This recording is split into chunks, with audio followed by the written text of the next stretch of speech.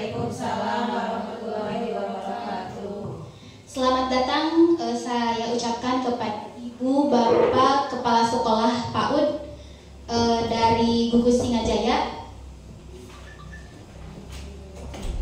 Dari Gugus Singajaya, alhamdulillah sudah ada dari TK Az-Zahra, dari Kober Az-Zahra, dari mana? Dari Assalam. Terima kasih atas kehadirannya. Perkenalkan, saya Laila Robiatul Adawiyah dari salah satu guru dari TK Az-Zahra yang alhamdulillah pada saat ini sedang melaksanakan kegiatan pendidikan guru penggerak angkatan 9.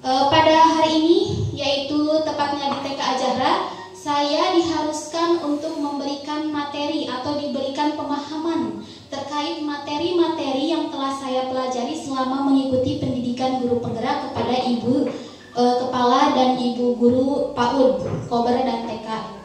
Alhamdulillah untuk saat ini ada beberapa hal yang ingin saya sampaikan dari pemahaman yang telah dipelajari, yaitu salah satunya terkait pemahaman budaya positif. Ini merupakan puncak dari materi yang telah saya pelajari pada modul 1 dalam menjalani pendidikan guru penggerak. Dan saya diharuskan memberikan pemahaman ulang kepada guru-guru atau kepala sekolah PAUD karena memang khususnya ya, karena memang saya itu mengajar atau home base-nya itu di PAUD. Jadi untuk pemahaman yang saya sharingkan adalah berjenjang di PAUD atau pendidikan anak usia dini, baik itu jenjang TK atau taman kanak-kanak, baik itu Kober maupun LA. Nah, untuk pertama yaitu tentang pemahaman budaya positif. Sebelumnya saya ingin bertanya, kira-kira setelah ibu-ibu mendengar terkait istilah budaya positif, apa yang ada di benak ibu-ibu semuanya? Ada yang mau memberikan gagasannya? Mangga, dari TK atau dari Kober boleh? Ada gitu. Apa itu kira-kira budaya positif? Budaya positif, ketika mendengar istilah budaya positif, apa yang ada di benak ibu bapak semuanya gitu. Ibu-ibu semuanya, budaya positif itu apa? Boleh misalnya budaya itu apa? Terus positif itu apa? Boleh disambungkan misalnya. Budaya positif adalah apa gitu. Kira-kira saya yakin ada ada yang tahu, cuman bingung ya menyampaikannya itu seperti apa. Betul? Nah, untuk pemahaman budaya positif di sini itu sebetulnya adalah nilai-nilai atau kebiasaan-kebiasaan ya. Karena yang dinamakan budaya di sini itu kan berarti kebiasaan, nilai-nilai yang sudah diyakini, dilakukan sehari-hari gitu. Tetapi nilai-nilai yang diyakini di sini adalah hal-hal yang bernilai positif, hal-hal yang memang bernilai positif, dan hal tersebut memberikan dampak positif, baik itu untuk gurunya, baik itu untuk selamat datang ibu.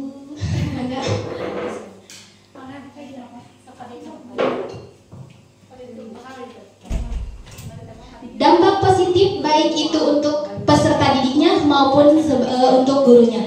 Kita lanjut ya, untuk pemahaman budaya positif itu sendiri. Ini, apa itu budaya positif? Nah, kalau tadi misalnya dikatakan budaya itu merupakan salah satu nilai-nilai atau kebiasaan, maka yang dinamakan dengan budaya positif itu sendiri adalah nilai-nilai, keyakinan, kebiasaan di sekolah yang berpihak pada murid, agar murid dapat berkembang menjadi pribadi yang kritis, penuh hormat, dan bertanggung jawab.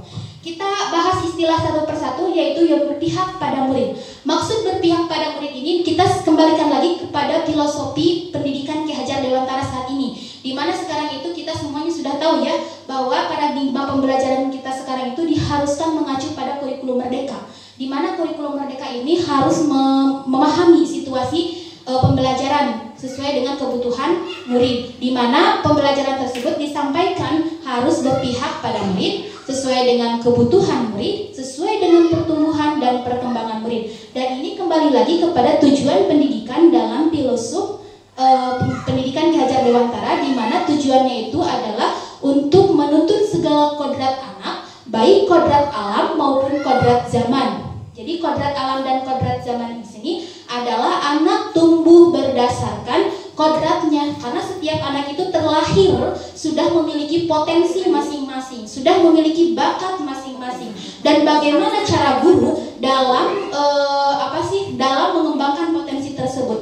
Ada istilah dari tabula rasa. Ada teori yang mengatakan, katanya ini teorinya si tabula rasa yang dikembangkan oleh John Locke, di mana katanya bahwa anak itu terlahir bagaikan kertas kosong.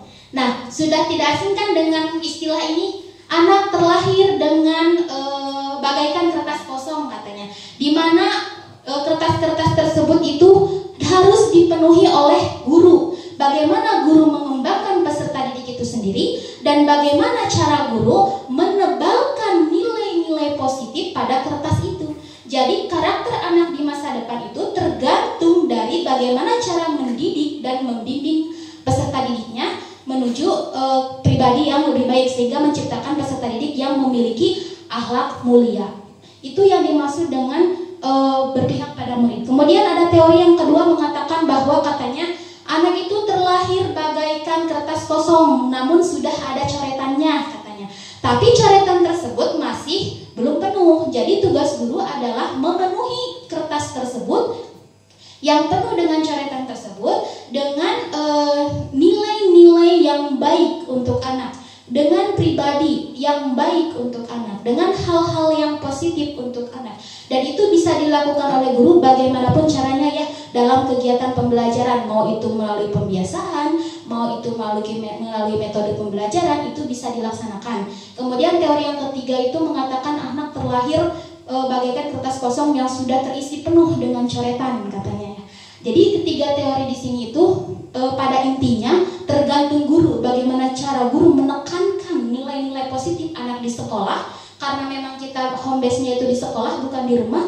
Karena di rumah itu tanggung jawab orang tua, makanya harus ada kerjasama antara guru dengan orang tua. Ketika pendidikan yang disampaikan oleh guru di sekolah itu harus balance dengan pendidikan yang disampaikan oleh orang tua di rumah. Makanya harus ada pendampingan guru dengan pendampingan anak itu harus dilaksanakan antara guru dengan orang tua. Jadi harus balance keduanya antara di sekolah dengan di rumah. Kemudian kita lanjut. Ini adalah hal-hal konsep inti yang ingin saya sampaikan dalam pemahaman nilai budaya positif. Hati-hati ini tertukar dengan budaya lokal ya. Ini budaya positif, karena budaya positif ini merupakan hal-hal atau nilai-nilai kebajikan universal yang memang harus diterapkan di sekolah, baik itu jenjang PAUD, jenjang SD, SMP maupun SMA. Jadi ini itu sifatnya umum kalau untuk nilai budaya positif. Untuk nilai-nilai budaya positif ini ada 8 pembahasan yang akan kita kupas tuntas dalam pertemuan kali ini, yaitu yang pertama perubahan paradigma belajar atau paradigma pembelajaran yang baru saat ini. Karena memang kita semua sudah tahu ya bahwa pembelajaran saat ini kita itu sedikit demi sedikit merubah sistem. Karena yang dari awalnya kita menggunakan kurikulum 2013, sekarang kita sedikit demi sedikit merubah menuju kurikulum merdeka. Ini dinamakan dengan pembelajaran dengan paradigma baru. Kemudian bahasan kedua yaitu disiplin positif. Bahasan yang ketiga yaitu nilai-nilai kebajikan atau nilai-nilai positif atau nilai-nilai universal yang biasa kita terapkan di sekolah. Kemudian yang keempat kebutuhan dasar manusia. Yang kelima motivasi perilaku manusia. Yang keenam posisi kontrol guru. Yang ketujuh keyakinan kelas, dan yang terakhir segitiga restitusi. Ini adalah bahasan-bahasan yang ada dalam budaya positif, dan ini sebetulnya sudah sering kita lakukan di sekolah. Namun ada beberapa hal yang memang baru bagi sekolah, dan itu tuh memang harus ada pemahaman lanjutan gitu. Karena mungkin ada beberapa hal, misalnya nilai-nilai kebajikan, kita sudah terbiasa menanamkan nilai-nilai tersebut. Tapi kita tidak tahu bagaimana cara menanamkan nilai yang baik itu seperti apa, metodenya seperti apa. Kemudian cara ketika kita menghadapi suatu masalah atau suatu masalah yang dihadapi oleh anak di sekolah, kita tuh kadang menyelesaikannya itu secara spontan, tapi kita tidak tahu langkah-langkah penyelesaian masalah yang baik itu seperti apa. Nah, hari ini kita akan bahas ya terkait 8 konsep dari budaya positif ini. Kemudian selanjutnya Oh, jadi sebelum kita mulai kita ice breaking karena PAUD itu terasa hambar ketika tidak ada ice breaking. Ya, siap? Siap. Mohon untuk berdiri semuanya.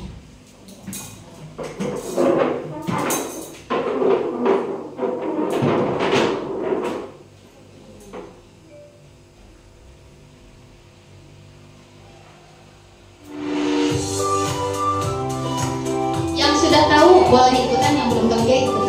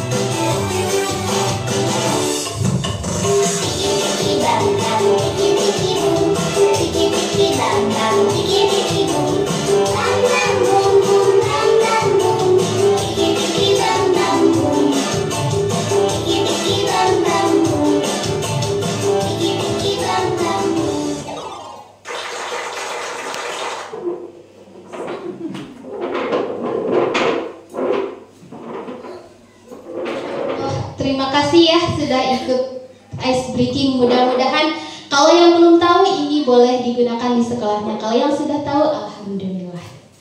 Nah, untuk ice breaking ini kan sebetulnya ada nilai-nilai juga kan yang dikembangkan gitu dari ice breaking ini, karena memang dalam ice breaking ini selain mengembangkan stimulus aspek perkembangan anak, tapi di sini juga mengembangkan nilai-nilai kerjasama kan, kekompakan kepada anak. Nah, itu adalah salah satu contoh dari nilai.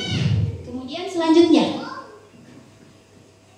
nah kita masuk kepada pembahasan pertama, yaitu paradigma pembelajaran baru atau pembelajaran dengan paradigma baru.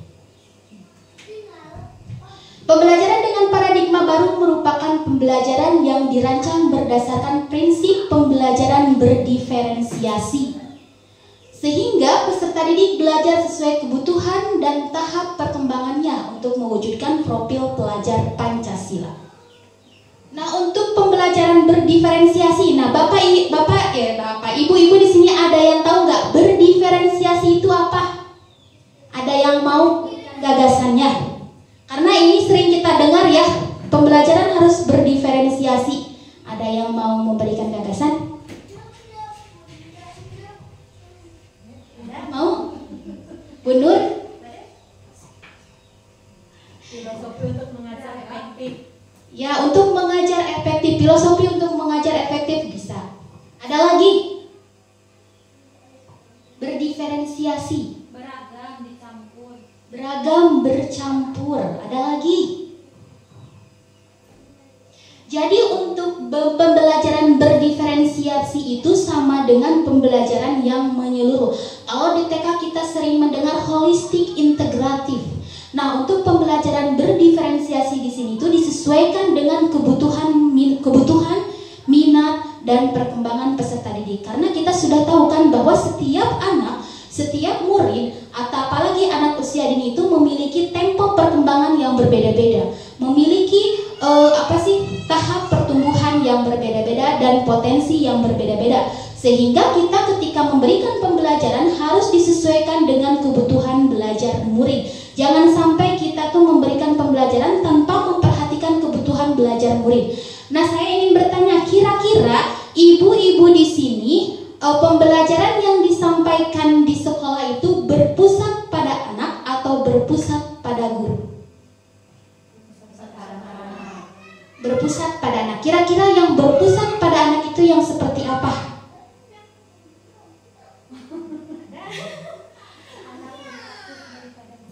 Anak lebih aktif daripada gurunya. Bisa. Ada lagi? Anak senang dengan kegiatan berikan. Ya, anak senang dengan kegiatan pembelajaran yang dilaksanakan itu memang benar, karena tujuan dari pendidikan pada anak usia dini itu adalah menciptakan atau membuat anak bahagia. Jadi ketika anak sekolah, ketika anak belajar itu buat anak sebahagia mungkin. Karena ini sesuai dengan filosofi pendidikan Kajar Dewantara juga ya. Dan sesuai juga dengan kurikulum yang saat ini, bahwa tujuan pendidikan itu kalau dalam undang-undang itu mencerdaskan anak bangsa ya. Kalau sekarang ada tambahnya di mana tujuan dari pendidikan itu pada akhirnya membuat anak bahagia. Ketika anak bahagia, anak mampu mengembangkan potensi yang ada di dalam dirinya. Jadi ketika anak belajar dengan bahagia, maka seluruh aspek perkembangannya itu akan tercapai. Berbeda ketika anak menjalani pendidikan atau menjalani kegiatan pembelajarannya itu tidak bahagia, maka itu akan mempengaruhi terhadap stimulus dan mempengaruhi terhadap perkembangan anaknya juga ya. Jadi buatlah pembelajaran yang menyenangkan bagi anak itu, sehingga potensi anak itu dapat tercapai dengan baik. Kemudian di sini perkembangan untuk mewujudkan profil pelajar Pancasila. Pelajar Pancasila itu apa saja sih profil pelajar Pancasila? Ini sudah sering ya kita dengar gitu. Apa saja? Beriman, bertakwa. Beriman dan bertakwa kepada Tuhan Yang Maha Esa, berkebinekaan global, gotong royong, mandiri, kreatif, dan bernalar kritis. Sudah tahu nyanyinya kalau yang profil pelajar Pancasila? Lupa lagi. Kita nyanyi bareng-bareng ya, seperti ini. Pelajar Pancasila beriman dan bertakwa pada Tuhan Yang Esa dan berakhlak mulia, berkebinekaan global, gotong royong, mandiri, kreatif, dan bernalar kritis. Pinter. Terus terangnya, profil pelajar Pancasila itu ada 6. 1. Beriman dan bertakwa kepada Tuhan Yang Maha Esa. Maksudnya adalah kita harus mewujudkan peserta didik yang memiliki nilai-nilai beriman dan bertakwa kepada Tuhan Yang Maha Esa. Baik itu anak mengenal Tuhannya, baik itu anak mengenal nilai-nilai yang berhubungan dengan ketuhanan Yang Maha Esa, dan mengembangkan nilai-nilai yang berakhlak mulia, baik itu melalui pembiasaan berdoa. Biasanya suka ada ya, kalau di PAUD itu pagi-pagi itu suka ada pembiasaan membaca Iqra dulu, kemudian membaca doa-doa pendek, surat-surat pendek, kadang hadis-hadis pendek. Itu juga dibiasakan kepada anak sejak dini itu sebelum masuk ke dalam kegiatan pembelajaran inti ya. Kemudian yang kedua, berkebinekaan global. Maksud berkebinekaan global di sini itu tidak ada perbedaan satu sama lain. Anak memiliki toleransi antara anak satu dengan anak yang lainnya, menghargai karya temannya, menghargai pendapat temannya. Itu merupakan salah satu dari berkebinekaan global, saling menghargai dan saling toleransi terhadap perbedaan. Kemudian bergotong royong. Di sini bergotong royong sudah jelas ya, berarti anak sudah memiliki nilai-nilai bekerja sama, saling bekerja sama, saling membantu. Kalau misalnya di sekolah atau di kelas, ketika anak main kerja sama yuk, misalnya mau itu main balok misalnya, membangun menara bersama-sama, itu masuk ke dalam pembelajaran proyek. Kemudian membereskan mainan setelah main, itu juga masuk ke dalam gotong royong. Kemudian mandiri. Mandiri di sini itu anak mampu berdiri sendiri. Penilaian di sekolah itu kan kayak anak belum mulai berkembang sesuai harapan atau berkembang sangat baik gitu kan, atau BSB. Kemudian dalam mandiri di sini tuh apakah anak sudah mampu melaksanakan tugasnya sendiri ataupun belum? Apakah anak sudah bisa memakai sepatu sendiri atau belum? Apakah anak sudah bisa memakai baju sendiri atau belum? Apakah anak sudah bisa menyelesaikan tugas yang diberikan oleh guru atau kegiatan belajar atau main yang sedang dilaksanakan itu sampai tuntas atau tidak? Ini merupakan salah satu dari aspek mandiri. Bahkan ketika anak ke sekolah tidak diantar mama, itu kan bagian dari mandiri. Kemudian kalau memang diantar mama, anak berani masuk kelas sendiri, mamanya nunggu di luar gitu kan. Itu merupakan salah satu aspek dari profil pelajar Pancasila pada bagian mandiri. Kemudian kreatif. Kreatif di sini adalah berarti anak mampu mengembangkan kreativitasnya. Kadang kita suka melihat kalau misalnya anak-anak itu ketika bermain ada aja idenya. Ketika misalnya anak membuat mobil-mobilan, menurut kita itu teh bentuk apa? Tapi menurut anak itu adalah imajinasinya berdasarkan pengetahuannya gitu kan. Kalau menurut kita mana, kalau bikin mobil bisa ngerakit mobil-mobilan, mana bannya, menurut anak mah itu teh ban, tapi menurut kita mah apa gitu ya, kita tidak bisa menebak. Tapi itulah yang dinamakan dengan imajinasi anak gitu. Kemudian bernalar kritis. Anak di sini mampu bernalar kritis. Dan dengan kata lain, anak mampu memecahkan masalahnya sendiri. Misalnya ketika anak kehilangan mainan atau mainannya rusak, berarti anak sudah mampu mengelola emosinya. Anak sudah mampu menyelesaikan permasalahannya. Ketika mainannya rusak, apa yang harus dilakukan? Ketika berantem dengan teman, itu merupakan suatu masalah. Dan apa yang harus dilakukan oleh anak tersebut? Berarti anak sudah mampu berpikir kritis dalam mengelola emosi dan pola pikirnya. Kita lanjutkan ke pembahasan kedua, ke selanjutnya. Ini masih dalam miskonsepsi tentang teori kontrol. Nah, kadang kita suka mikir kayak gini. Ketika kita mengontrol anak itu nurut dengan kita berpikirnya kita sudah bisa mengontrol anak. Ya kan? Oh, anak ini mah ada dalam kendali kita. Padahal itu tidak benar, itu hanya sebuah miskonsepsi. Pada dasarnya anak itu sebetulnya tidak bisa kita kontrol, tidak bisa kita kendalikan, hanya saja secara tidak sadar kita melakukan hal tersebut sehingga beranggapan bahwa kita telah mengontrol peserta didik kita. Ini ada miskonsepsi, miskonsepsi tentang teori kontrol. Yang pertama, ini si guru mengontrol murid. Di mana kita tuh beranggapan bahwa ketika si anak melakukan sesuatu A, menurut perintah kita, berarti anak itu sudah ada dalam kendali kita. Misalnya, coba bereskan mainannya. Berarti kan secara tidak langsung guru teh beranggapan, oh dia mah sudah ada dalam kendali kita, karena ketika kita menyuruh membereskan mainan, anak langsung menurut. Padahal bisa jadi ketika anak melakukan kegiatan atau membereskan mainan tersebut, itu dianggap sebagai tanggung jawab bagi diri anak itu sendiri. Oh iya, saya setelah main dan tugas saya adalah membereskan mainan, bukan berdasarkan perintah yang dikontrol oleh guru. Itu ya, mengerti? Nah, kemudian yang kedua, ilusi bahwa kritik membuat rasa bersalah mampu menguatkan karakter.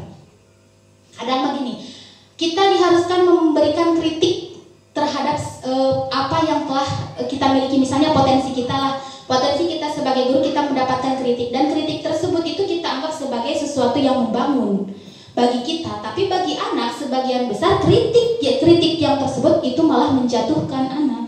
Karena jadi gini, kritik-kritik yang diberikan oleh guru itu bukan ketika tidak sifatnya itu tidak membangun, maka itu akan meruntuhkan motivasi belajar anak itu sih ya. Kemudian yang ketiga, ilusi bahwa orang dewasa berhak memaksa. Kadang karena kita itu orang dewasa, kita itu berhak menentukan pilihan. Anak hanya harus menurut aja apa yang diperintahkan oleh orang dewasa. Padahal dalam hal ini itu tidak ada paksaan bagi anak. Seharusnya ya anak berhak memilih, dan kita juga tidak berhak memaksa kehendak kita kepada anak. Kemudian ilusi bahwa semua penguatan positif efektif dan berdampak. Tentu ya, setiap penguatan positif yang diberikan itu belum tentu bernilai positif juga atau bermanfaat juga bagi anak. Tergantung bagaimana anak tersebut mencerna nilai-nilai atau penguatan positif tersebut gitu. Paham sampai sini? Ini adalah miskonsepsi terkait teori kontrol yang kita berikan kepada peserta didik ya. Kemudian selanjutnya, ini sudah ya.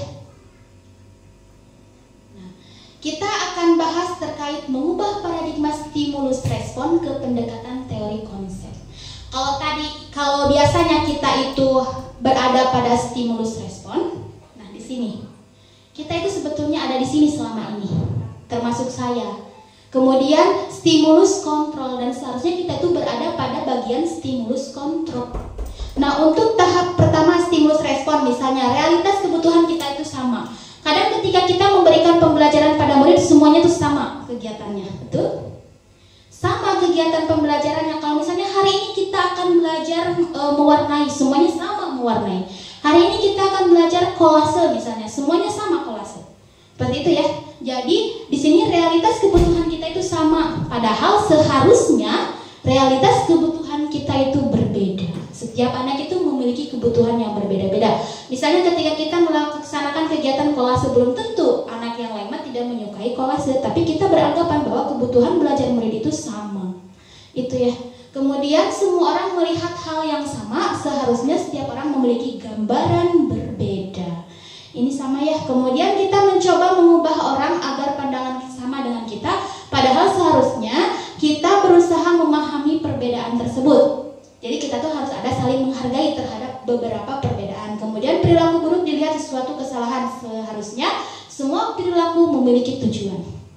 Kadang ketika anak melakukan perilaku buruk misalnya, berantem dengan teman, kita anggap hal tersebut adalah kesalahan.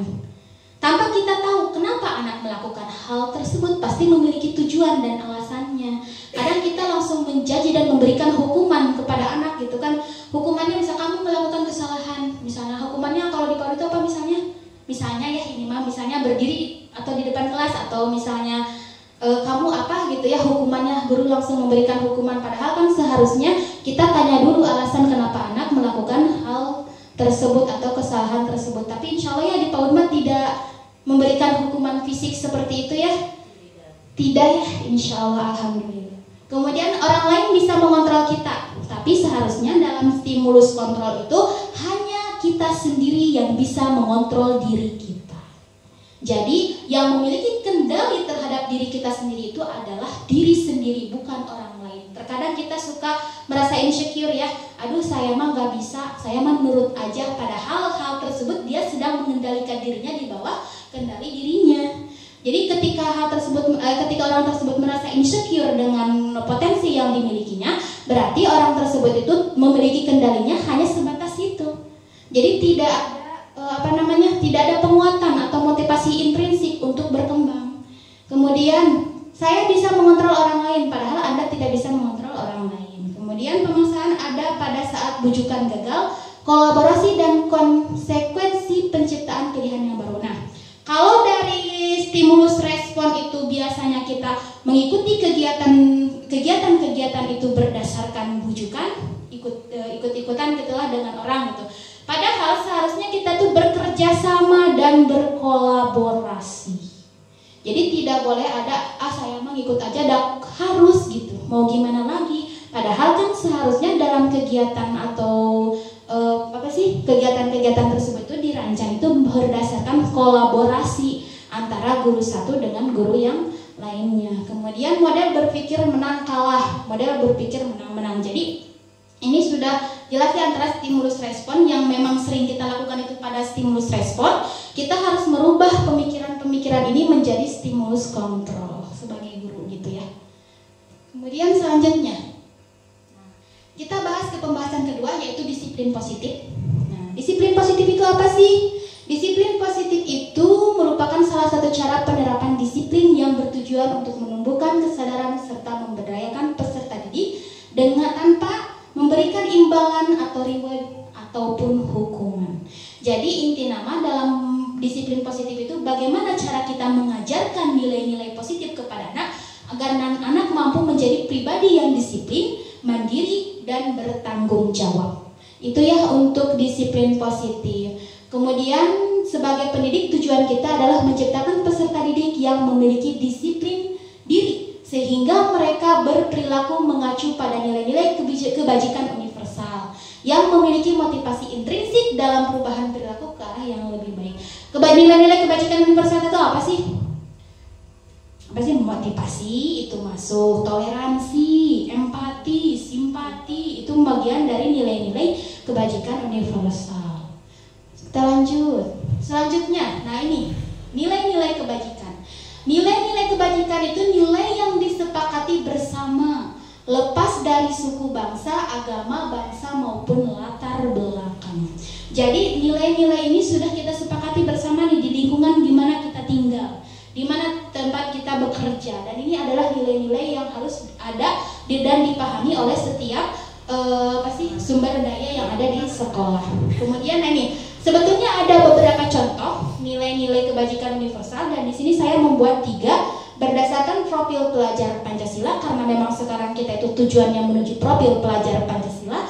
Kemudian berdasarkan IBO Primarius Program atau FYP, kemudian keterampilan hidup atau life skill. Untuk profil pelajar Pancasila ini yang 6, yang tadi beriman dan bertakwa pada Tuhan Yang Esa dan berakhlak mulia, berkebinekaan global, gotong royong mandiri, kreatif dan bernalar kritis. Ini adalah nilai-nilai kebajikan yang ada pada profil pelajar Pancasila. Karena dasar negara kita itu kan Pancasila. Kemudian IBO Primarius, contohnya itu seperti sikap toleransi, rasa hormat, integritas, menghargai, empati, keingintahuan, kreativitas, kerjasama, percaya diri, dan komitmen. Nah, kira-kira untuk hal yang FYP ini sudah sering kita terapkan di sekolah atau tidak? Sering diterapkan, tapi kadang-kadang anak itu menurut, kadang-kadang enggak gitu. Tapi diterapkan mah ada di kurikulum itu harus diterapkan ke anak. Memang betul untuk hal-hal seperti ini sebetulnya kita secara tidak sadar menerapkannya di sekolah itu. Kemudian untuk keterampilan life skill ini dipercaya pendengar yang aktif, tidak merendahkan orang lain, dan memberikan yang terbaik untuk diri kita sendiri. Kadang bukan hanya anak, kita juga ingin memberikan yang terbaik untuk diri kita sendiri sebagai seorang guru. Baik itu dalam pengalaman mengajar, baik itu dalam kompetensi lulusan kita sebagai guru PAUD, misalnya meningkatkan kompetensi guru itu misalnya dengan mengikuti pendidikan, dengan mengikuti pelatihan, dengan mengikuti seminar, dengan mengikuti workshop, itu merupakan bagian dari pengembangan life skill diri kita gitu. Itu juga sama berlaku untuk peserta didik kita gitu ya. Untuk nilai-nilai kebajikan yang ketiga ini, yaitu profil pelajar Pancasila, IBO Primarius Program, dan keterampilan hidup atau life skill. Ada yang ditanyakan sampai sini? Sebelum kita masuk ke dalam bahasan kebutuhan dasar manusia, ada yang ingin ditanyakan sampai sini? Kira-kira ada permasalahan nggak di sekolah yang berhubungan dengan 3 materi atau 3 pembahasan yang kita bahas hari ini? Ada? Enggak? Masalah nama di sekolah kayaknya ya, nah kalau kita menggunakan karena profil Pancasila itu kan rada susah kan ya. Oh iya, pasti kadang begitu. Ya, permasalahannya Ibu, saya masih menggunakan kurikulum 2013, dan memang untuk mewujudkan profil pelajar Pancasila itu butuh proses dan tidak mudah. Memang harus banyak pelatihan dan pendidikan lebih lanjut untuk memahami profil pelajar Pancasila. Karena tujuan kita saat ini adalah mewujudkan pelajar profil Pancasila. Bukan hanya sekedar mencerdaskan anak bangsa gitu kan ya, tapi mencerdaskan anak bangsa tersebut harus memiliki nilai-nilai profil pelajar Pancasila yang sesuai dengan kebutuhan dan minat belajar anak. Kita lanjut, mau ice breaking dulu lagi? Kita ice breaking dulu ya, biar gak ngantuk. Silahkan berdiri.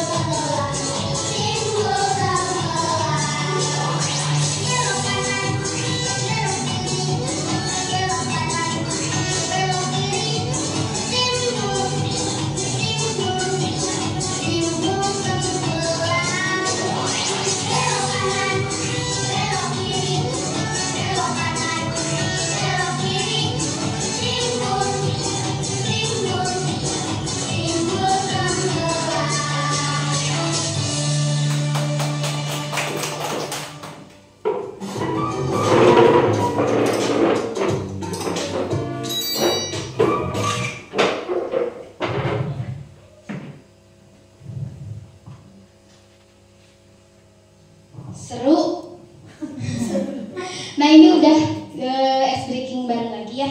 Sudah pada tahu yang tadi ikan berenang. Kalau yang temanya sekarang lagi binatang, ini cocok ya. Boleh dikasih ke anak untuk gerak dan lagu tema binatang. Temanya itu tentang binatang air, ikan. Karena di PAUD itu kalau misalnya tidak ada ice breaking, tidak ada nyanyi, itu terasa hambar. Jadi kenapa harus ada ice breaking dan harus ada nyanyian? Karena gini, untuk anak usia dini itu anak belajar melalui nyanyian.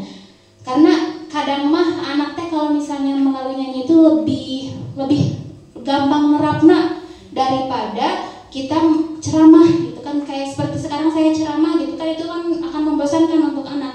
Tapi ketika kita mengajarkan kepada anak melalui nyanyian, itu akan mudah dipahami oleh anak. Misalnya kayak kita menanamkan nilai-nilai kebajikan, kalau berbuat salah bilang apa? Maaf. Kalau butuh bantuan bilang apa? Tolong. Kalau dapat hadiah ucap terima kasih. Kalau kau mau lewat ucapkan permisi. Dan itu adalah nilai-nilai yang harus diterapkan oleh anak, tapi kita menerapkannya dulu melalui nyanyian sebelum kita menerapkan melalui pembiasaan. Karena ketika anak sudah paham konsepnya, oh iya saya berbuat salah, maka yang harus saya lakukan adalah meminta maaf. Berarti kan anak sudah tahu konsepnya, dan kemudian dalam sehari-hari dan pembiasaan anak sudah tahu konsep kalau dia berbuat salah itu harus segera minta maaf. Seperti itu ya. Kita lanjutkan. Kita masuk ke dalam pembahasan keempat, yaitu kebutuhan dasar manusia. Untuk kebutuhan dasar manusia nih, kebutuhan dasar manusia adalah segala sesuatu yang kita lakukan untuk mendapatkan apa yang kita inginkan. Seluruh tindakan yang kita inginkan memiliki tujuan tertentu, dan semua usaha terbaik yang kita lakukan adalah dalam rangka agar kebutuhan dasar kita terpenuhi dengan baik. Kebutuhan dasar manusia di sini, kita sebagai manusia, kita membutuhkan segala sesuatu yang memang harus terpenuhi, sandang, pangan, papan, dan lain sebagainya. Kemudian yang harus kita penuhi juga itu kebutuhan dasar anak juga, karena anak merupakan suatu individu yang sedang berkembang, sehingga kebutuhan dasar anak itu harus terpenuhi. Kira-kira kebutuhan dasar manusia itu apa saja? Ada yang sudah tahu?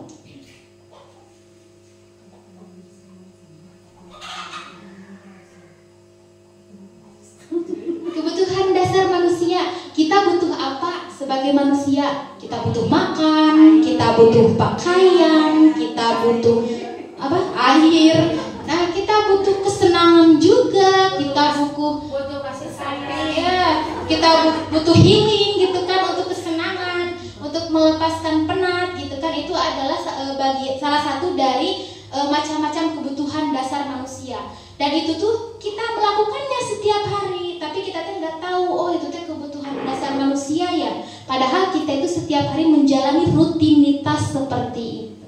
Nah, kita lanjut. Nah, ini ada ya, tanpa disadari kita ada beberapa kebutuhan dasar manusia yang sering kita lakukan dan kita butuhkan. Yang pertama, kebutuhan untuk bertahan hidup.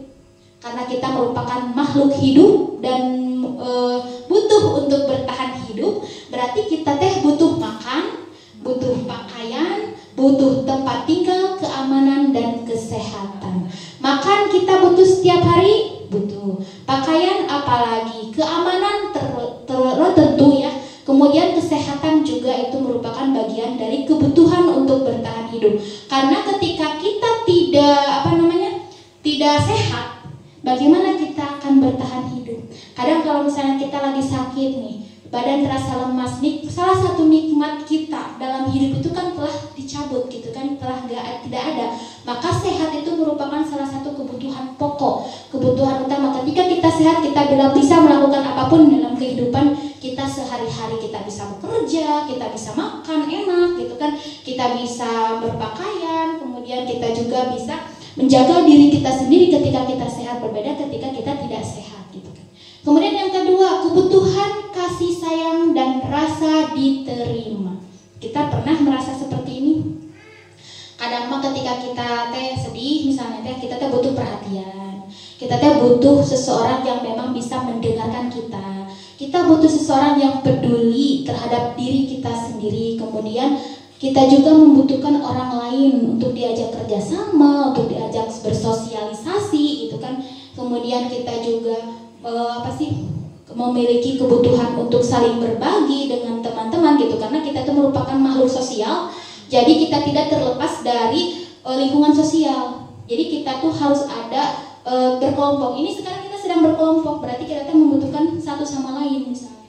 Berarti kerjasama, kemudian nilai-nilai berbagi di sini tuh dibutuhkan dalam kasih sayang dan rasa diterima. Jadi kita tuh butuh penghargaan untuk diri kita sendiri. Kita tuh merasa diterima di lingkungan sosial kita, di lingkungan keluarga kita, di lingkungan sekolah kita. Kita merasa aman ketika berada di lingkungan tersebut. Itu merupakan bagian dari kasih sayang dan rasa diterima. Kemudian yang ketiga adalah kebutuhan penguasaan. Nah, kebutuhan penguasaan di sini adalah kebutuhan akan harga diri, keinginan untuk dianggap, memimpin, berprestasi, diakui dan didengarkan. Terkadang kita tuh ketika kita bercerita atau ketika kita berbicara suka ingin didengarkan.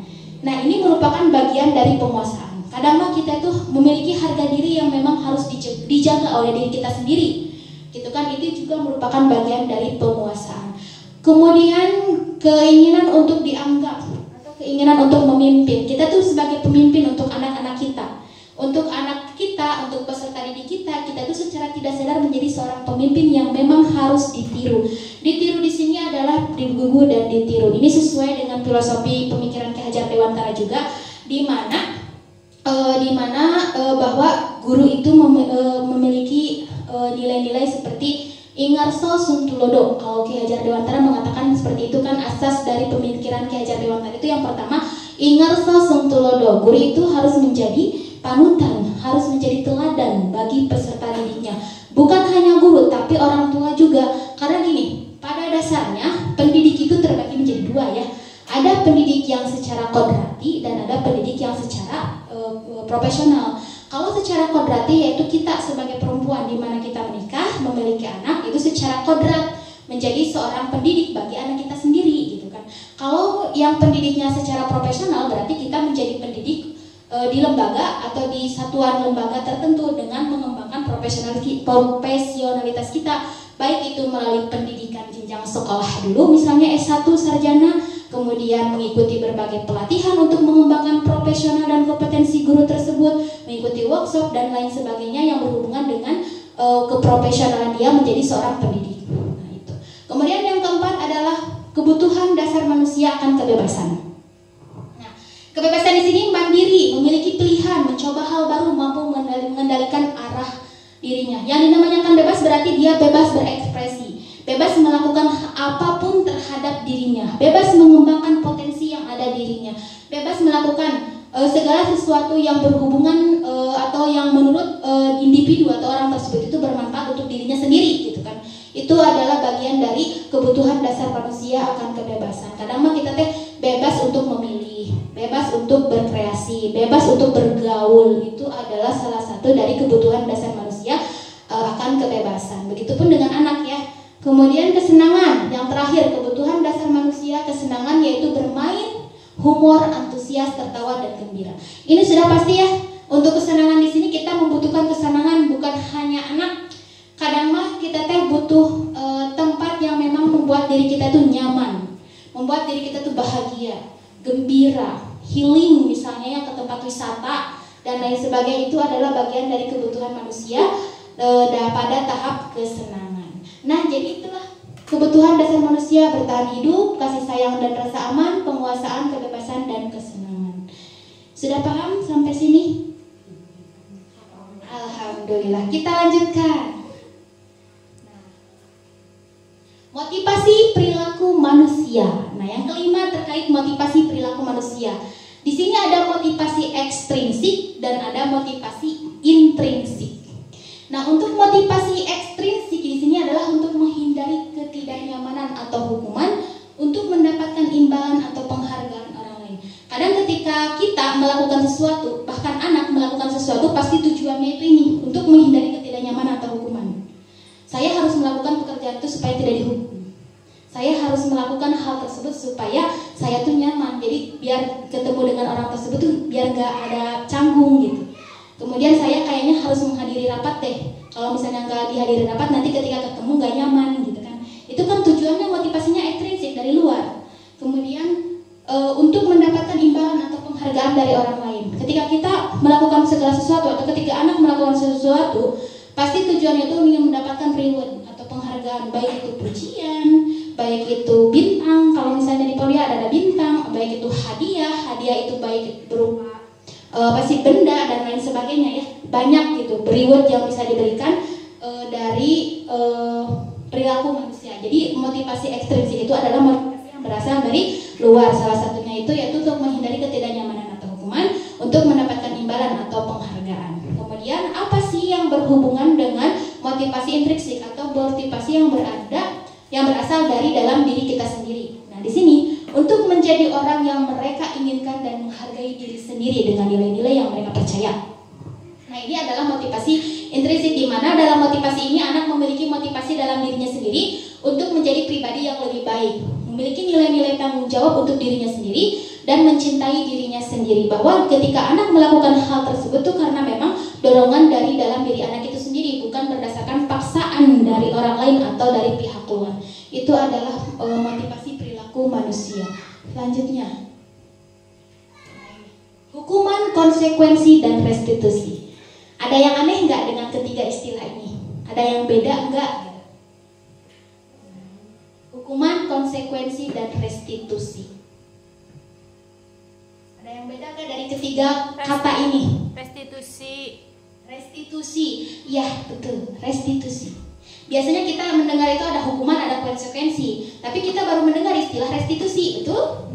Nah, sekarang dalam pendidikan yang sekarang itu ada istilah restitusi. Nah, kalau hukuman ini sifatnya itu tidak terencana atau tiba-tiba, kemudian murid tidak tahu apa yang akan terjadi, bersifat satu arah dan bersifat hukuman fisik atau psikis, itu disebut dengan hukuman. Misalnya ketika anak tidak memakai seragam sekolah, maka hukumannya berdiri di depan kelas menghadap tembok 1 jam misalnya, itu kan hukuman fisik. Itu adalah salah satu contoh dari hukuman. Kemudian kalau konsekuensi, nah ini bedanya dengan konsekuensi, itu terencana, disepakati sesuai peraturan. Murid tetap dibuat tidak nyaman, sikap guru selalu memonitor murid. Biasanya kalau konsekuensi itu adalah aturan-aturan yang memang sudah disepakati bersama. Misalnya, ketika belajar itu saling menyayangi teman. Kemudian ketika anak tersebut ternyata tidak sayang teman, berarti ada konsekuensi yang harus ditanggung oleh anak itu sendiri. Misalnya apa gitu. Nah, itu adalah perbedaan antara hukuman dan konsekuensi. Jadi kalau konsekuensi itu sifatnya itu anak sudah tahu aturannya, jadi sudah tahu apa kesalahan dia. Kemudian konsekuensi kalau dia melakukan kesalahan tersebut itu apa.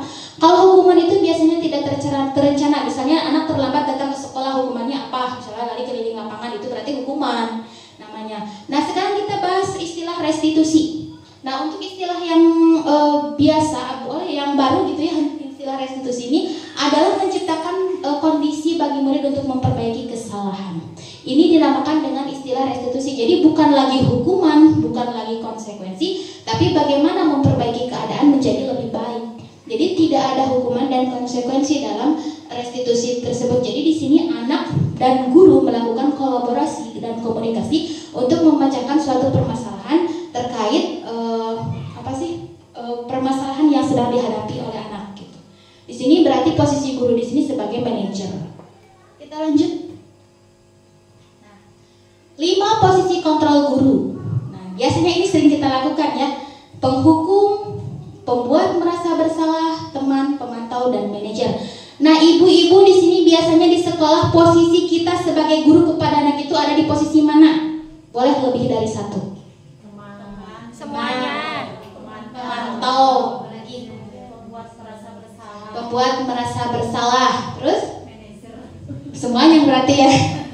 Berarti semuanya.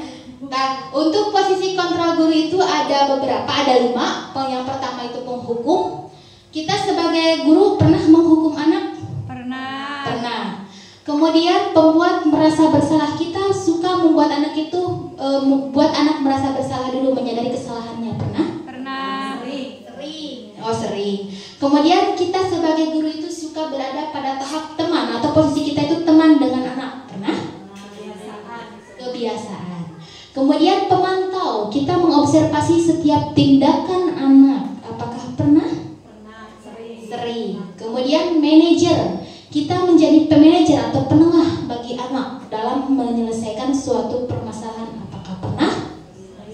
Sering. Berarti kelima, kontrol guru ini adalah posisinya itu sering kita lakukan sehari-hari, tapi kita tidak menyadari bahwa kita telah melakukan kelima kontrol tersebut. Lalu kontrol yang mana yang paling benar, yang paling baik, yang seharusnya dilakukan oleh guru? Ada yang tahu? Teman. Manajer, ada lagi? Pemantau. Jadi posisi guru yang baik dan benar pada kontrol murid di sini adalah sebagai manajer. Manajer di sini berarti guru tidak mencari kesalahan anak, tapi bagaimana guru memperbaiki kesalahan anak. Ini adalah posisi dari manajer. Jadi bagaimana caranya kita menjadi seorang manajer yang baik bagi anak ketika anak menghadapi suatu permasalahan, ketika anak menghadapi suatu kesulitan yang harus diselesaikan atau harus dipecahkan adalah posisi kita sebagai manajer. Kita bukan menyalahkan anak, bukan mencari siapa yang salah, tapi bagaimana cara kita menyelesaikan permasalahan tersebut. Kita paham? Kita lanjutkan dengan bahasan selanjutnya. Nah, ini ada contoh. Nah, contoh penerapan posisi kontrol guru. Saya mengambil kasusnya misalnya siswa tidak memakai seragam sekolah. Ini bebas ya. Untuk kasusnya kalau misalnya ada kasus yang lain boleh, tapi saya membuat contoh yang sederhana supaya bisa dipahami. Kalau untuk memakai seragam, misalnya di sini ada siswa A yang memang kebiasaan sehari-harinya itu tidak memakai seragam, padahal sekolah sudah memberikan seragam. Nah, untuk posisi penghukum, berdiri menghadap tembok selama 1 jam misalnya, ini adalah posisi penghukum. Kenapa kamu tidak menggunakan seragam? Kamu dihukum karena telah melanggar aturan sekolah, berdiri menghadap tembok selama 1 jam. Tapi biasanya kalau anak PAUD tidak ya. Ini kan hanya sebagai contoh gitu. Kemudian yang kedua, pembuat merasa bersalah. Berapa kali ibu bilang atau ibu harus memberitahu kamu karena kenapa kamu selalu mengecewakan ibu? Ibu itu sudah sering memberikan pengarahan, sudah sering berbicara tentang kamu kalau sekolah itu harus memakai seragam. Dikemanakan seragamnya?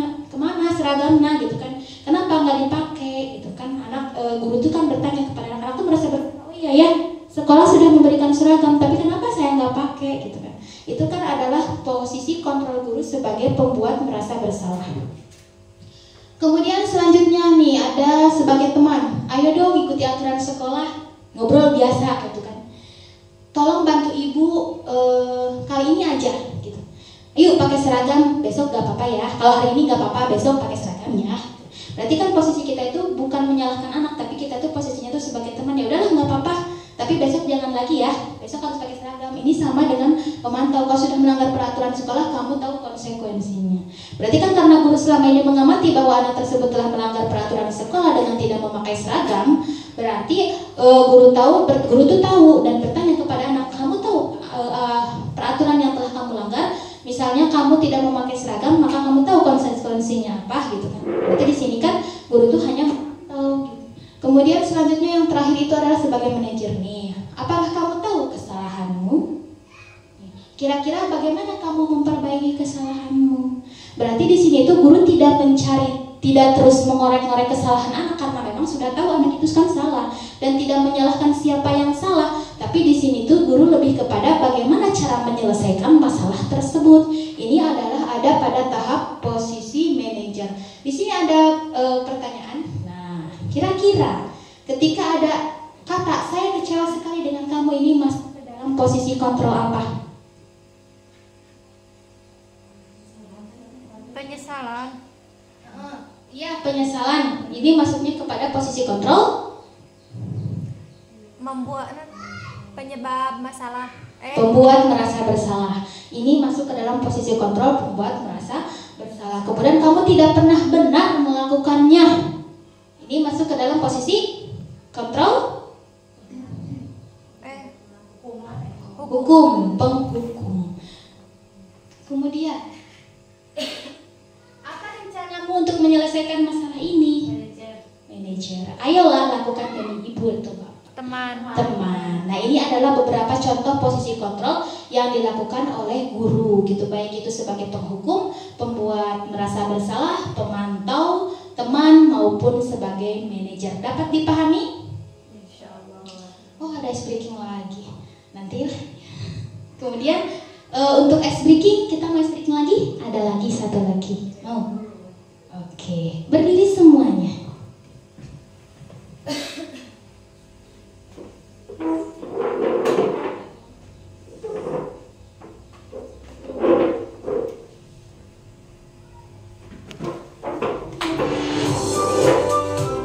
Yang tangan kanan, tangan kiri mempunyai jari. Yang itu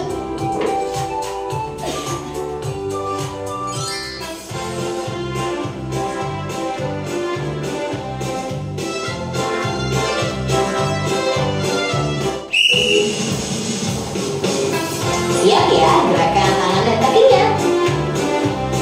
Hitungan ketiga. 1, 2, 3. Tangan kanan, tangan kiri mempunyai jari. Dilengkarkan, kita pergelangan. Aju depan dilengkarkan, ayo tepuk tangan. Tepuk tangan semua, angkat kaki kedua ke atas tangan kita. Ditinggal keduanya, badan kita bukan rajin wahai teman. Berdiri dengan tegak, balik kanan serentak, balik kanan serentak. Sekarang gerakan kakinya, kanan dan kiri. Kaki kanan, kaki kiri di tempat gerakan. Samping kanan, samping kiri putar ke belakang. Hadap kanan, hadap kiri lalu putar badan. Tepuk tangan semua, angkat kaki kedua ke atas tangan kita. Ditinggal keduanya, badan kita bentukkan. Rajin wahai teman, berdiri dengan tegak. Balik kanan serentak, balik kanan serentak. Gerakan lagi tangannya. Tangan kanan, tangan kiri, siap ya. Tangan kanan, tangan kiri mempunyai jari. Dilentangkan, kita pergelangan. Aju depan dilengkapkan, ayo tepuk tangan. Tepuk tangan semua, angkat kaki kedua ke atas tangan kita. Ditinggal keduanya, badan kita bentukkan. Rajin wahai teman, berdiri dengan tegak. Balik kanan serentak, balik kanan serentak. Gerakan kakinya. Kaki kanan, kaki kiri di tempat gerakan. Samping kanan, samping kiri putar ke belakang. Hadap kanan, hadap kiri, ayo putar badan. Tepuk tangan semua, angkat kaki kedua ke atas tangan. Ditinggal keduanya, badan kita bentukkan. Rajin wahai teman, berdiri dengan tegak. Balik kanan serentak, balik kanan serentak. Hebat!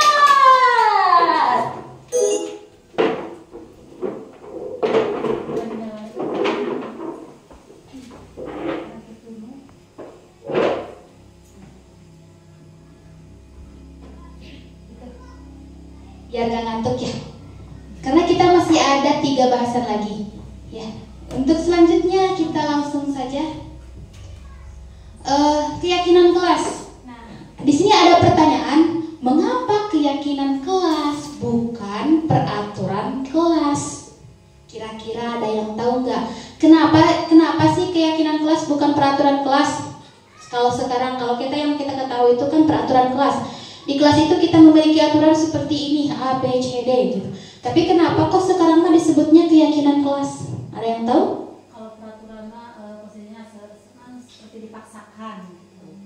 Oh iya, betul. Kalau peraturan kelas itu berarti hanya dimensinya 1. Jadi hanya sebelah pihak. Jadi apapun aturan yang disediakan oleh sekolah berarti anak tersebut harus mengikuti. aturan sekolah itu seperti ini, A, B, C, D disebutin. Anak mau nggak mau harus mengikuti. Tapi kalau keyakinan kelas, berarti di sini ada kesepakatan antara sekolah dengan siswa, antara guru dengan siswa yang diyakini dan dipahami oleh anak, sehingga anak pun tidak merasa keberatan ketika menerapkan keyakinan-keyakinan tersebut.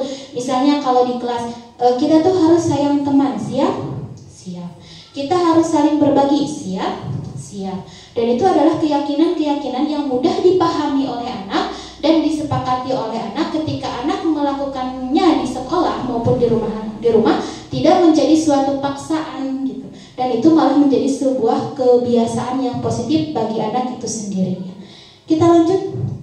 Nah, pembentukan keyakinan bersifatnya itu abstrak, kemudian berupa pernyataan universal. Pernyataan universal itu berarti berupa pernyataan-pernyataan suatu kalimat. Misalnya, anak harus saling sayang teman. Sepakat? Kita tuh membuat keyakinan dengan anak seperti itu. Kemudian dibuat dengan pernyataan yang positif. Biasanya keyakinan kelas itu adalah keyakinan-keyakinan atau nilai-nilai yang sifatnya itu positif atau membangun, bukan negatif. Kalau misalnya kalau ketika jajan misalnya, buanglah sampah pada tempatnya, atau ketika ada sampah, buanglah sampah pada tempatnya. Kita tuh kan menyuruh anak untuk melakukan hal positif, bukan malah membuang sampah sembarangan gitu kan. Jadi nilai-nilai yang dikembangkan dalam keyakinan kelas itu adalah berupa pernyataan yang memiliki nilai positif. Kemudian ini disepakati oleh warga sekolah dengan siswa atau guru dengan siswa. Jadi keyakinan-keyakinan ini adalah hal-hal yang harus disepakati bersama. Selanjutnya, ini adalah segitiga restitusi. Ini bahasan yang terakhir kalau nggak salah. Ini bahasan yang terakhir yaitu segitiga restitusi. Ada yang tahu apa itu segitiga restitusi? Sudah pernah dengar?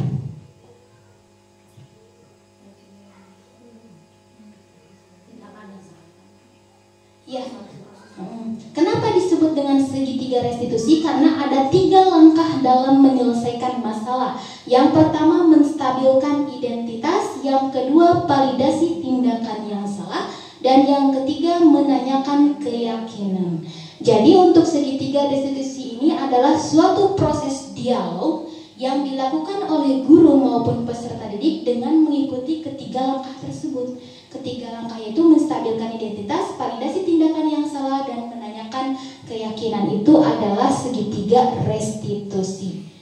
Jadi pemecahan masalah yang dilakukan oleh guru melalui tahap ini itu dinamakan dengan segitiga restitusi. Nah ini, menstabilkan identitas berdasarkan prinsip membuat kesalahan adalah bagian dari proses pembelajaran. Jadi kita tuh tahap pertama menstabilkan identitas di sini ketika anak melakukan kesalahan bukan langsung menjudge anak salah, tapi kita harus mengambil prinsip bahwa membuat kesalahan tersebut itu merupakan bagian dari proses pembelajaran dan setiap orang pernah melakukan kesalahan. Nah ini salah satu kata yang bisa kita lakukan ketika mengikuti prosedur pertama yaitu menstabilkan identitas. Misalnya ini, berbuat salah itu wajar, ibu juga pernah melakukan kesalahan, kemudian tidak ada manusia yang sempurna, kemudian tidak ingin mencari siapa yang salah.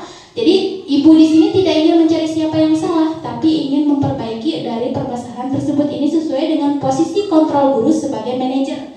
Kemudian kamu berhak merasa begitu. Jadi pada intinya anak kamu boleh melakukan kesalahan tersebut, tapi lain kali jangan diulangi karena hal tersebut kamu tahu hal tersebut baik positif ataupun negatif, baik atau tidaknya gitu kan. Jadi tidak menyalahkan anak ketika anak melakukan kesalahan tersebut.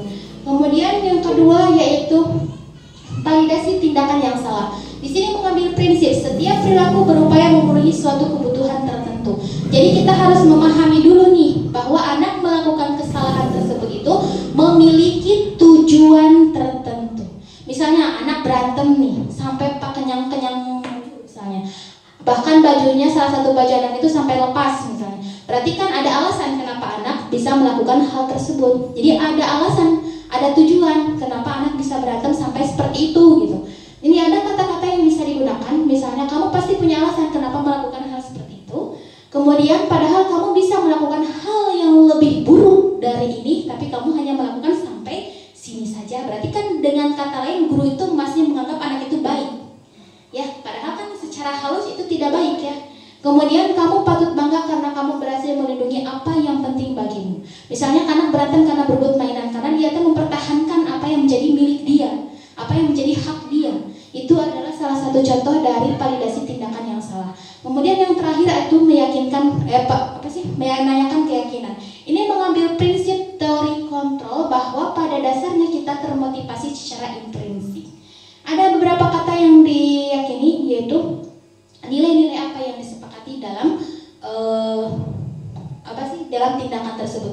Ini adalah posisi akhir dari segitiga restitusi, di mana anak tahu ketika dia sudah berbuat salah, sudah berantem dengan temannya misalnya, apa yang harus dilakukan dan apa yang harus anak perbaiki. Misalnya saya berantem dengan teman, berarti saya harus minta maaf, kemudian tidak melakukan kesalahan yang sama. Karena saya berantemnya itu karena berebut mainan, berarti dengan kata lain saya harus saling berbagi dengan teman saya. Berarti ada nilai-nilai kebajikan universal yang diterapkan dalam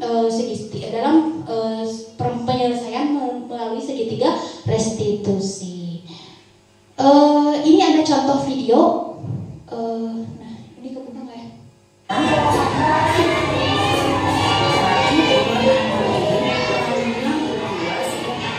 Langkah pertama, guru menstabilkan identitas dengan mengawali mengajukan pertanyaan. Nah, ini kan permasalahannya saling mendorong.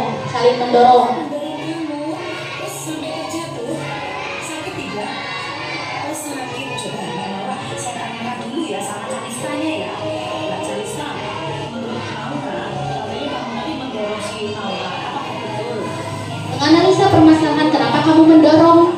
Kan ini.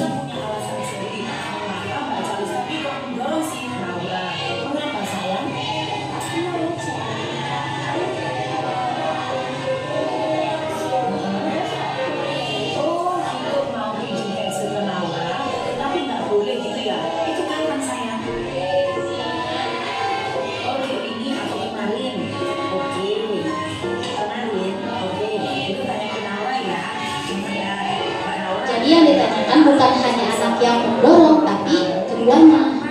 Mungkin nggak terima kemarin itu kamu tidak meminjami pensil ke Canista. Ya, ada yang perlu disampaikan mengapa? Mungkin pensilnya kenapa?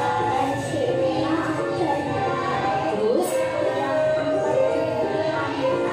Oh, diambil adik di rumah. Berarti sekolahnya tinggal berapa pensil yang ada di kotak pensil? Oh, tinggal satu. Terus Mbak Calista mau pinjam, berarti nggak bisa ya, karena hanya satu. Sekarang Ibu sudah tahu permasalahannya apa. Nah, Mbak Calista sama Mbak Naura, di sini Ibu tidak akan menyalahkan Mbak Naura, juga tidak akan menyalahkan Mbak Calista. Tapi bagaimana cara memperbaiki dari kesalahan kita, itu yang perlu kita pikirkan. Masih ingat dengan keyakinan kelas kita di hari Senin kemarin? Sesama teman bagaimana? Harus apa? Oh, harus saling menyayangi. Kalau harus saling menyayangi kayak gitu, namanya mendorong itu berarti termasuk menyayangi atau tidak? Tidak. Terus menurut Mbak Calista, bagaimana cara untuk memperbaikinya? Untuk memperbaiki biar tidak ada masalah dengan Naura. Bagaimana? Oh, bersalaman. Akhirnya itu minta maaf. Coba sekarang Mbak Calista minta maaf kepada Naura bagaimana?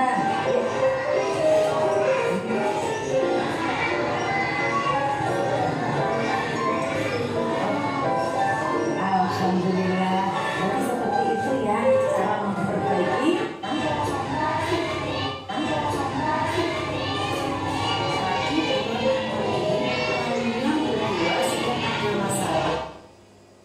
Nah, itu adalah salah satu contoh dari pemecahan masalah melalui segitiga restitusi. Sederhana kan, masalah anak itu cuman tiba-tiba berebut pensil, tiba-tiba ngedorong anak gitu kan, alasannya itu karena menurutnya dia mengambil tanpa izin dari tempat pensil, padahal pensilnya itu kan cuma satu, tinggal satu lagi, kalau diambil ya dia nggak ada pensil lagi. Nah, itu kan cuma alasan sederhana dan hal tersebut menjadi masalah bagi anak. Tadi kan guru itu tidak menyalahkan anak ya, kamu salah dalam mengambil pensil si Calista, si A ya.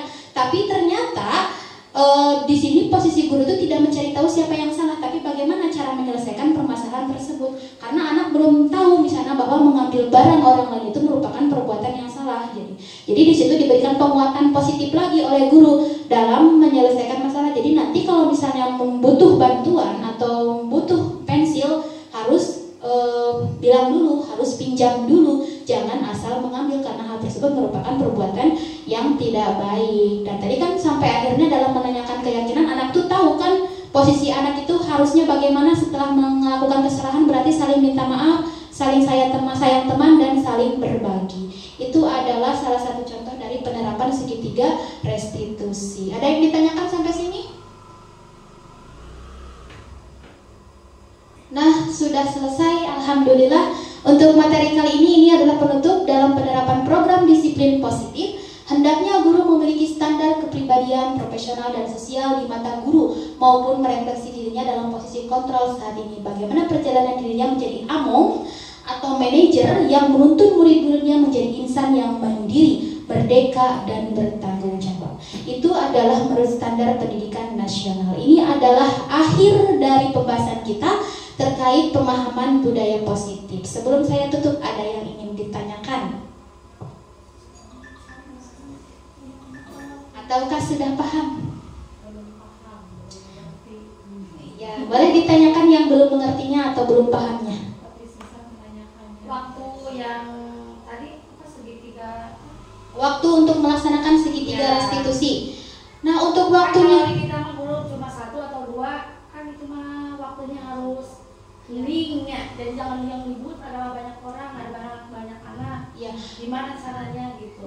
untuk penerapan segitiga restitusi kita itu langsung fleksibel di tempat. Karena kalau misalnya kita anak udah damai duluan baru kita melakukan segitiga restitusi, yang nggak bisa karena anak sudah berdamai. Bagaimana kita akan melakukan segitiga restitusi? Jadi segitiga restitusi itu dilakukan ketika kita melihat permasalahan itu terjadi, maka disitulah kita langsung melaksanakan segitiga restitusi. Bawa dulu anak ke tempat yang aman, nyaman gitu ya, untuk diajak bicara, diajak ngobrol untuk menyelesaikan permasalahan tersebut, barulah kita melakukan segitiga restitusi. Jangan di tempat umum, misalnya anak berantem di situ ya misalnya di kelas di sini atau di halaman, misalnya langsung di situ ditempatkan, malah pada ngariung gitu kan. Jadi tidak akan kondusif gitu dalam menyelesaikan permasalahan tersebut. Jadi ajaklah anak tersebut misalnya ke kantor atau ke ruangan yang memang nyaman untuk diajak bicara, karena biasanya anak akan berbicara ketika dirinya itu merasa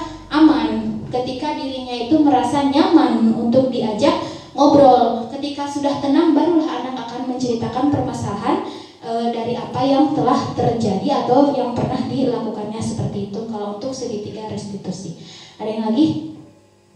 Ke atas? Ada Bu? Wah. Nah, Teh Bade sudah paham ya untuk pemahaman nilai-nilai budaya positif. Jadi pada intinya mah kita sebagai seorang guru harus menjadi kontrol yang baik untuk peserta didik kita, menerapkan nilai-nilai yang baik juga untuk peserta didik kita. Terima kasih atas kerjasamanya, terima kasih atas perhatiannya. Mohon maaf apabila ada kekurangan. Mudah-mudahan ilmu yang disampaikan ini bermanfaat, karena kebetulan ini adalah ilmu yang saya pelajari selama mengikuti pendidikan guru penggerak, dan tugas saya itu adalah menyampaikan kembali kepada rekan-rekan guru dan kepala sekolah terkait pemahaman yang telah saya pelajari selama mengikuti pendidikan. Terima kasih atas perhatiannya. Wassalamualaikum warahmatullahi wabarakatuh. Waalaikumsalam warahmatullahi wabarakatuh.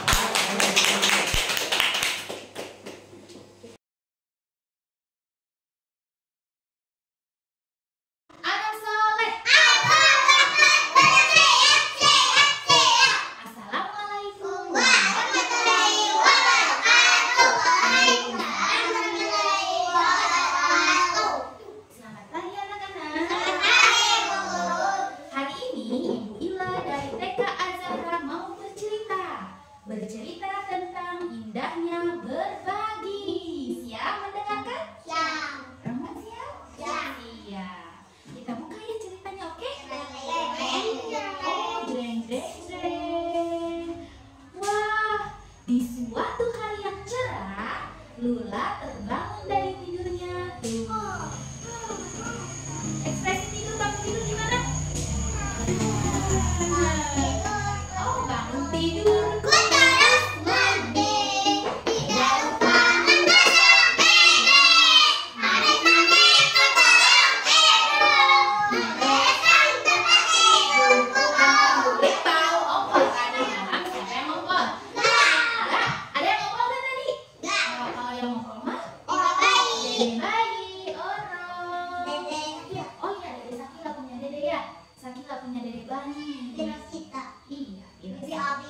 Kalau bangun tidur suka berdoa enggak?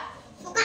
Doa bangun tidur gimana? Bismillahirrahmanirrahim. Alhamdulillahirrahmanirrahim. Ahyana ba'dana amatana wa ilaihin nusur. Di dalam pengemudian tiba-tiba ada yang berbunyi. Suara apa itu? Suara apa ini? Suara pintu. Iya, suara pintu diketuk. Ternyata kata mamanya, lihat. Iya, Mamina. Wah, Lula hebat, sudah bangun. Tanpa harus dibangunkan, bangun sendiri. Siapa di sini yang sudah bisa bangun sendiri? Bisa? Kayak Lula, hebat, berarti anak hebat. Setelah bangun tidur, setelah berdoa, setelah membereskan kasur, Lula pergi mandi. Bawa handuk. Iya, ke kamar mandi. Dia nih bawa handuk ke kamar mandi. Iya, kucingnya itu mau mandi. Iya, ini kamar mandinya. Dari kamar Lula mau ke kamar mandi, mau mandi. Kita buka lagi, siap. Tiba-tiba Lula lari. Suara lari gimana?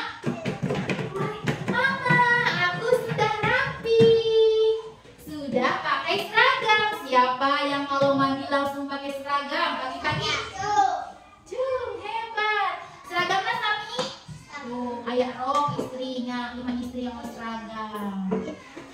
Tiba-tiba Lula mencium ada sesuatu. Mencium pakai apa? Pakai hidung. Ini wangi apa ya? Wangi apa ya? Tiba-tiba nih Lula bilang, harum sekali masakan ibu. Sahat, lu senang masakan mama? Siapa yang suka masakan mama? Suka dimasakin apa sama mama? Ceker, daging ceker. Sayur sopge. No, dia suka telur, suka sayur sop, suka telur, suka sayur sop, suka daging. Ini mamanya Lula masak apa ya? Ayam. Masak ayam, benarkah ayam? Kita buka. Wah, kayaknya ibu masak kesukaannya Lula deh. Apa ya? Ternyata greng. Isi wajahnya apa? Wah, ayam kecap. Siapa yang suka ayam kecap di sini? Semuanya suka? Ayam kecap? Suka. Asik. Senang Lula tepuk tangan, lihat tuh. Dimasakin masakan ma ibu. Masak apa ibunya? Ayam kecap.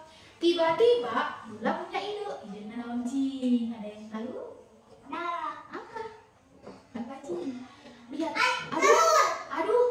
Banyak sekali masakan ibu. Lula boleh bawa bekal ayam kecap nggak ke sekolah? Boleh ya kira-kira? Nah, di sini teman-teman suka bekal ayam kecap nggak? Suka bekal makanan nggak ke sekolah? Suka dimakan di sekolah? Suka dibagi-bagi sama teman-teman? Suka.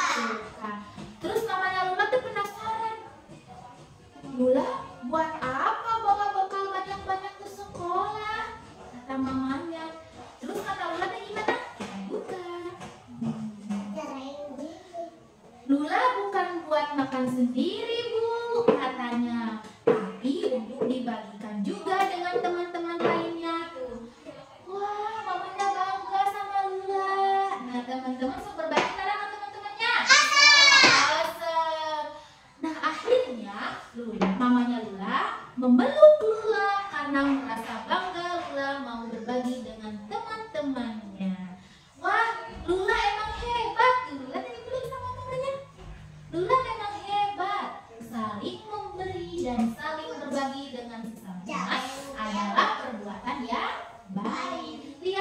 juga ikut peluk.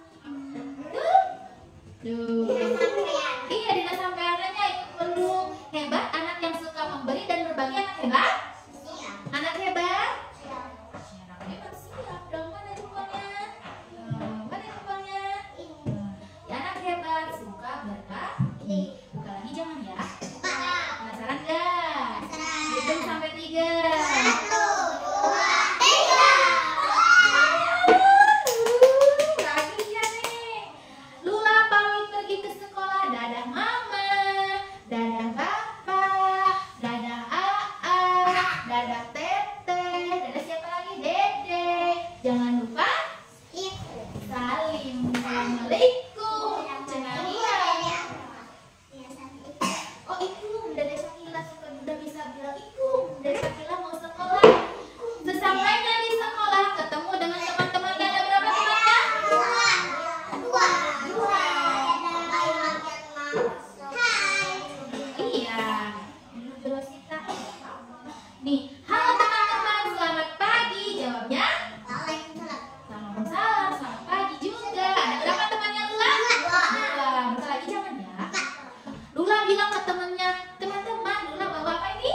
Bekal. Nanti pas istirahat kita makan, oke? Oke.